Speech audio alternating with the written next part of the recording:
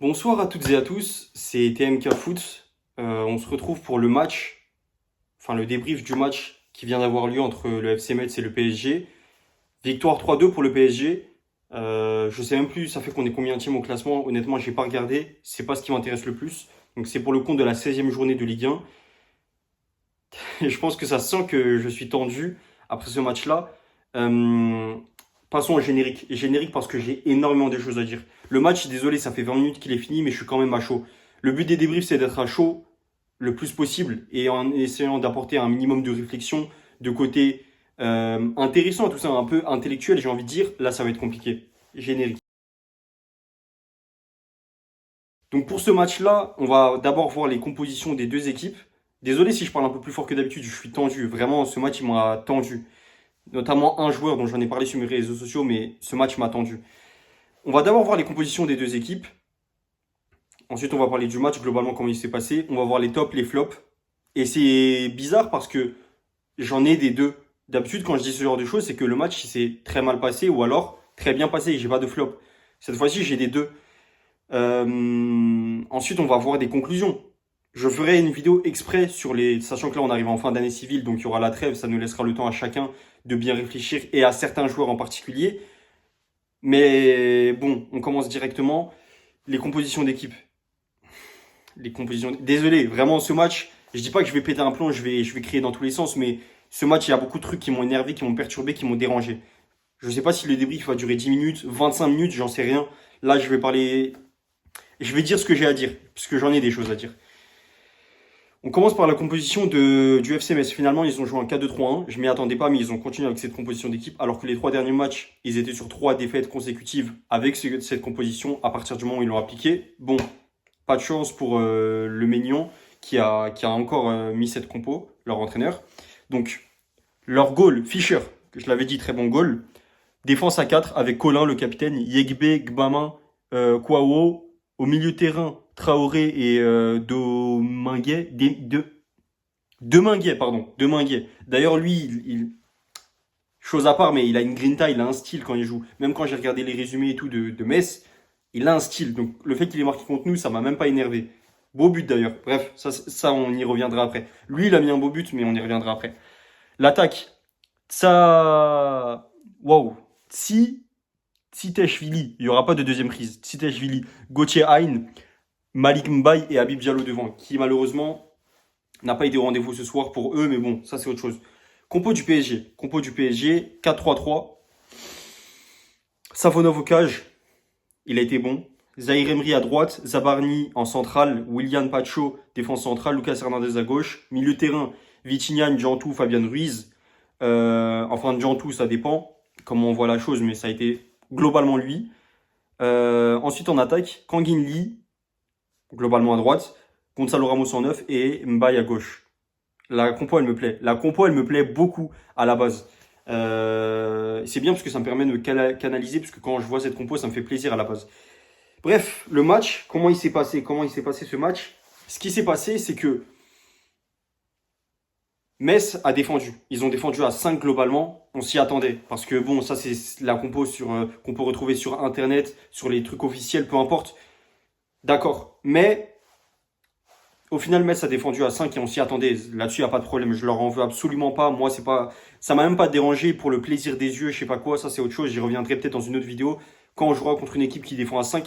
En fait, il y a tellement de choses à dire que là-dessus, ça m'intéresse pas sur ce match précisément d'en parler.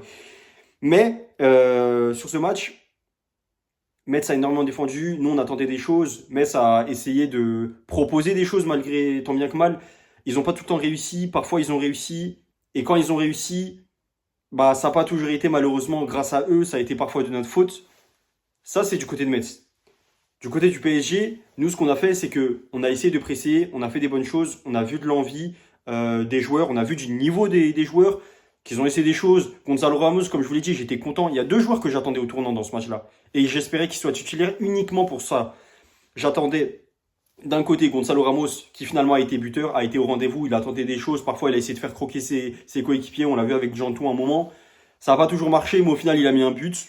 Il a rempli sa mission. On gagne le match. Tant mieux pour lui. Il sort en fin de match. Il se fait remplacer par Barcola, etc. Kvara. Pour moi, Gonzalo Ramos, il a fait ce qu'il avait à faire. je lui en veux pas. Il n'y a pas à lui en vouloir, carrément, je suis satisfait du match qu'il a fait. De l'autre côté, il y a un autre joueur, et peut-être que je vais en parler pendant tout le reste de la vidéo de lui, c'est Zabarni.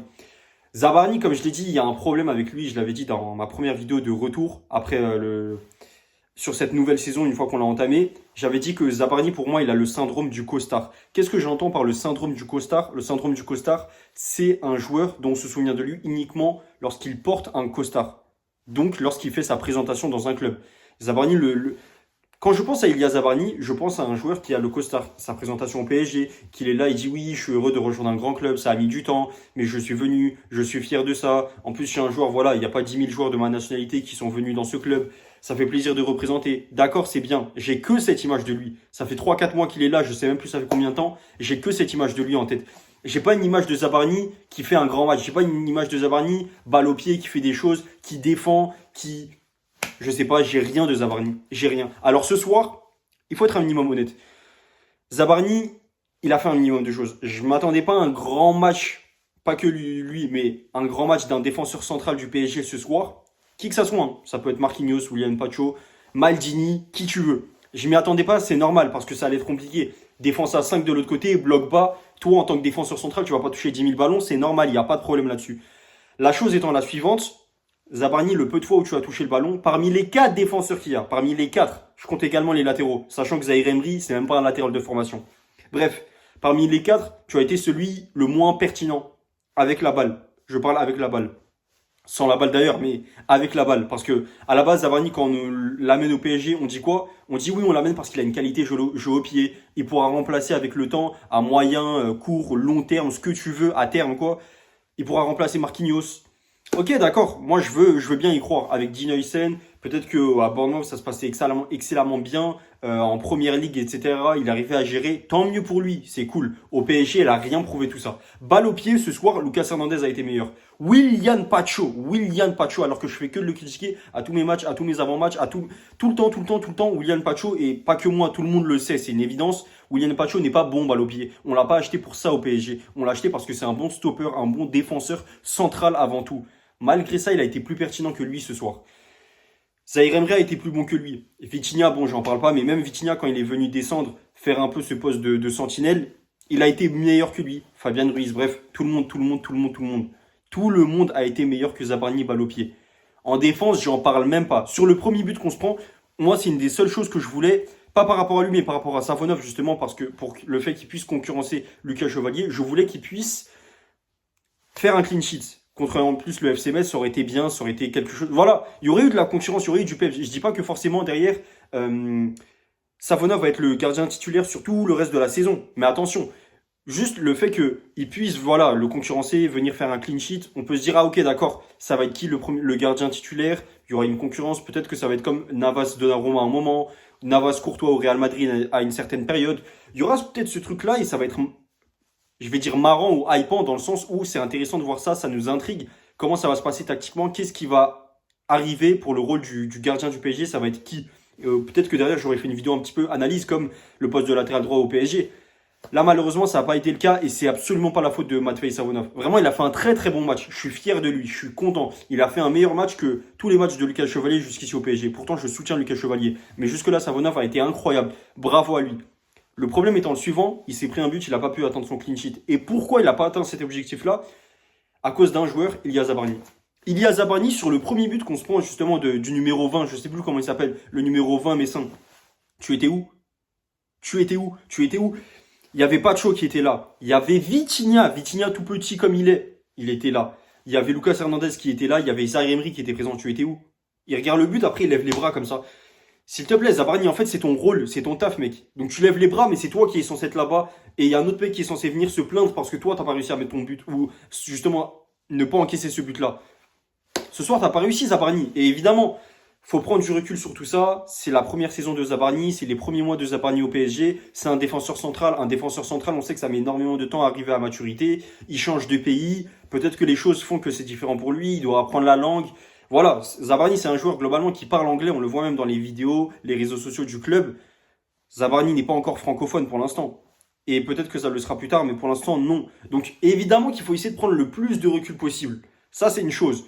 Mais là, le fait, en fait, on peut pas me dire que contre les derniers de Ligue 1 qui sont relégables, qui vont certainement, je leur souhaite pas, mais qui vont certainement aller en Ligue 2 en fin de saison, le FC Metz, tu fais ce genre de match. C'est pas possible. C'est juste pas possible. Zabarni, en fait, réveille-toi. Je sais pas ce qu'il te manque, je sais pas ce qu'il te faut. Qu'est-ce qui est nécessaire pour que tu puisses te réveiller et te dire, ok, d'accord, là, je suis en confiance. Marquinhos m'a mis en confiance. Peut-être qu'en fait, c'est parce que je me sens pas bien à ce poste-là.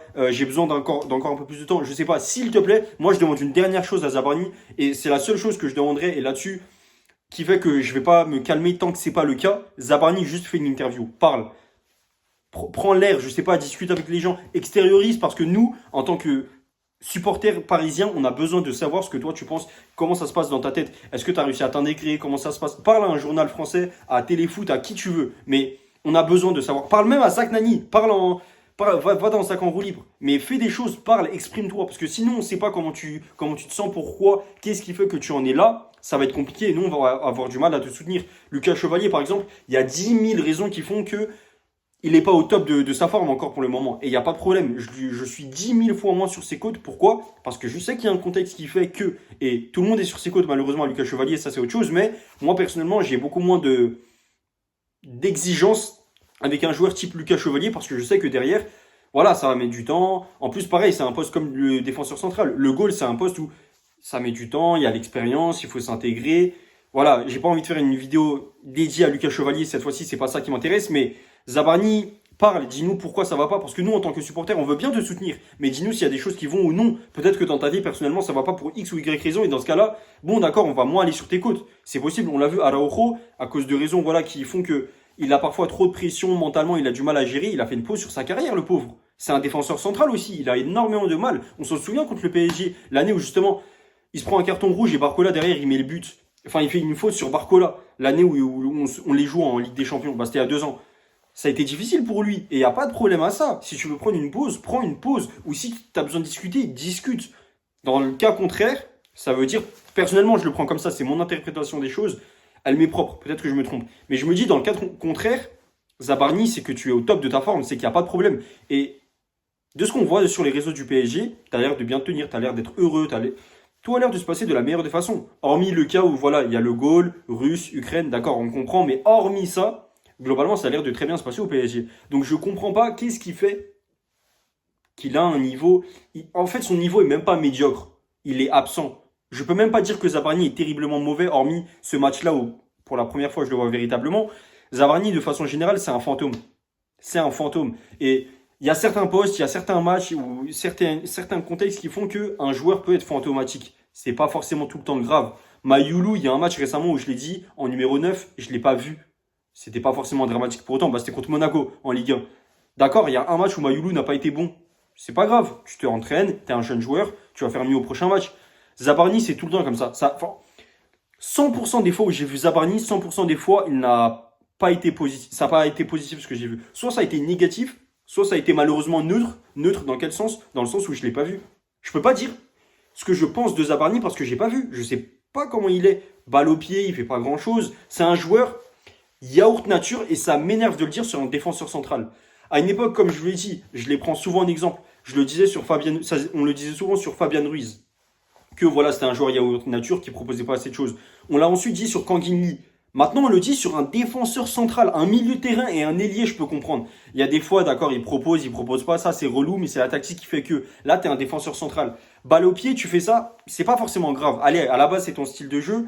Peut-être qu'il faut qu'il s'intègre d'une autre façon au PSG. J'aurais du mal à le croire parce que Marquinhos n'est pas comme ça. Et Lucas Hernandez non plus. Beraldo non plus. Mais bon, vas-y, on va faire semblant que malgré ça, il y a un problème avec Zabarni. C'est que même sans la balle, en tant que stopper, en tant que défenseur, tu es défenseur central. Le titre premier de ton travail, c'est défenseur. Défenseur. Donc défends en fait. Désolé, mais c'est tout simple. Défends. Il sait pas défendre, il sait pas faire grand chose. Et en plus de ça, derrière, ce qui m'énerve, comme je l'ai dit, c'est le body language, comme il en parlait compagnie, mais je suis désolé. Derrière, en plus, il lève les bras, il s'énerve. Il est lassé en mode, ah, mais les gars, on se prend ce but.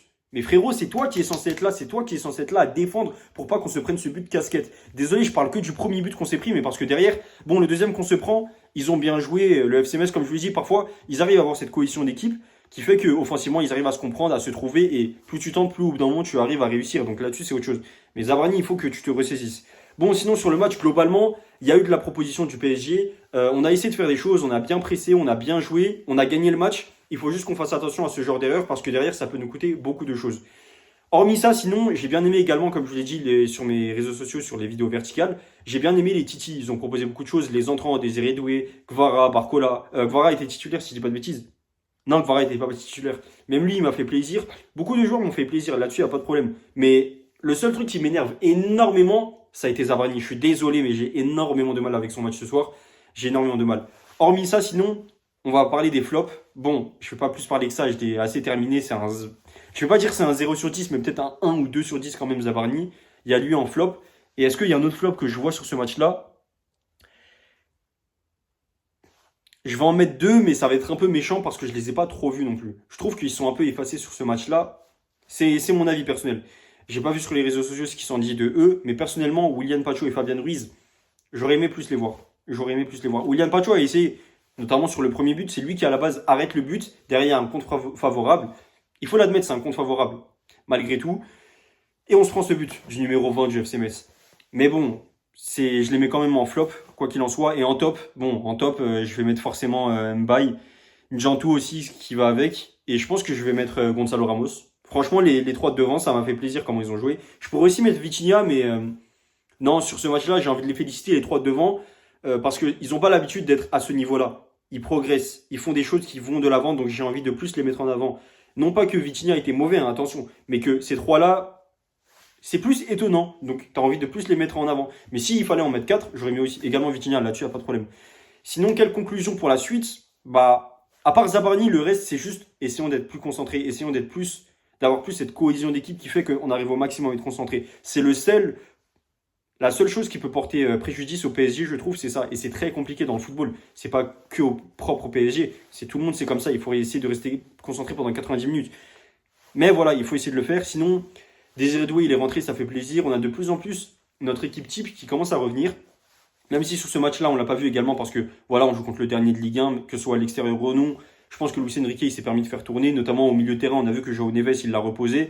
Nuno Mendes également. Pour moi, ce sont des bonnes choses. Il faut le faire. Mais l'équipe, de façon générale, elle commence à revenir. Et ceux qui ne jouent pas souvent, qui sont pas censés être titulaires de base, les Njantou, les Mbaye, etc., les Titi et Gonzalo Ramos, etc., ça me fait plaisir de les voir à ce niveau-là. Vraiment, ça me fait plaisir. Je suis content de ça. Donc, on va essayer de finir sur cette bonne note. Merci de m'avoir écouté. C'était TMK Foot. On se dit à une prochaine. D'ici là, moi, je vais essayer de me calmer. Et salut. Bonne soirée.